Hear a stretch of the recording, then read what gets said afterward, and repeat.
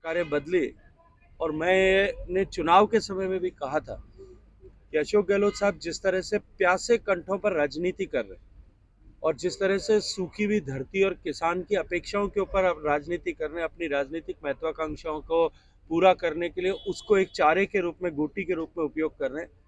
ये पाप है और इस पाप का दंश उनको निश्चित रूप से भोगना पड़ेगा। जनता ने उनको पाप की सजा दी और जैसा मैंने कहा था कि आने वाले समय में हम पहली कैबिनेट के साथ में इसको पूरा करेंगे। कल माननीय मुख्यमंत्री राजस्थान भजनलाल शर्मा जी और माननीय मुख्यमंत्री मध्य प्रदेश मोहन यादव जी, ये दोनों साथ बैठे थे, अधिकारियों के साथ बैठ करके इसमें जितने भी बॉटलनेक्स थे उनको रिमूव करके हमने कल उस परियोजना के समझौता पत्र पर हस्ताक्षर किया है। और मैं ये मानता हूँ कि ये निश्चित रूप से इन 13 जिलों के लिए एक जीवनदायिनी गंगा के रूप में तो होगी, लेकिन साथ साथ में वहाँ के आर्थिक परिदृश्य को बदलने में एक बहुत बड़ी भूमिका का निर्वहन करेगी। सर पूर्व तमाम परियोजना को जोड़ने का आपने वो वादा पूरा किया है प्रदेश के हित में और किसानों के हित में। देखिए, पूर्वी राजस्थान के पेयजल और पूर्वी राजस्थान में सिंचाई के निमित्त स्वर्गीय अटल जी के समय में जिस परियोजना की परिकल्पना की गई थी, पार्वती, कालीसिंध और चंबल नदियों को जोड़ने की, लेकिन दोनों ही राज्यों के बीच सहमति न बन पाने के कारण से वो परियोजना स्थगित कर दिया गया था। बाद में वसुंधरा राजे जी की सरकार के समय राजस्थान के इस पूर्वी हिस्से के 13 जिलों में पेयजल और सिंचाई को लेकर के पूर्वी राजस्थान नहर परियोजना की कल्पना की गई थी, लेकिन दोनों राज्यों के बीच सहमति न बन पाने के कारण से और अशोक गहलोत सरकार की हठधर्मिता के चलते हुए वो भी सिरे नहीं चढ़ पाए,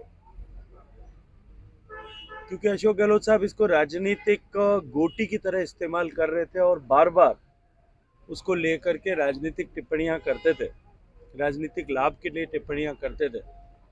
मैंने माननीय प्रधानमंत्री जी से उस समय निवेदन किया था, तो उन्होंने कहा कि कहीं भी रुकने की से समाधान नहीं होता, इससे आगे सोचने के विषय है। हमने पूरे देश भर के ऐसे हाइड्रोलॉजी के एक्सपर्ट और इसके साथ साथ में उत्तर प्रदेश, मध्य प्रदेश और राजस्थान दोनों के इंजीनियर्स को साथ बिठा करके कालीसिंध, पार्वती, चंबल परियोजना और ईआरसीपी दोनों को इंटीग्रेट करके एक नदी जोड़ने की परियोजना जिससे दोनों राज्यों को लाभ हो सके, इस पर विचार किया था। जैसा मैंने चुनाव से पहले भी कहा था कि सुप्रीम कोर्ट ने जो इंटरलिंकेज ऑफ रिवर्स की कमेटी बनाई हुई है, उस कमेटी ने इसको अप्रूव कर दिया था और इसको इंटरलिंकेज ऑफ रिवर्स के बीच के रूप में मान्यता प्रदान कर दी थी और आईएलआर कमेटी ने इसको नेशनल पर्सपेक्टिव प्लान में सम्मिलित करते हुए इसको प्रायोरिटी लिंक, जो प्राथमिकता के साथ में करेंगे देश में, उसके रूप में मान्यता प्रदान कर दी थी। उस समय भी हमने अधिकारियों के स्तर पर चर्चा की थी, लेकिन दुर्भाग्य से क्योंकि पॉलिटिकली सरकार इसको नहीं करना चाहती थी, अशोक गहलोत सरकार, इसके चलते हुए अधिकारियों के स्तर पर सहमति बन जाने के बावजूद भी ये नहीं हो पा रही थी।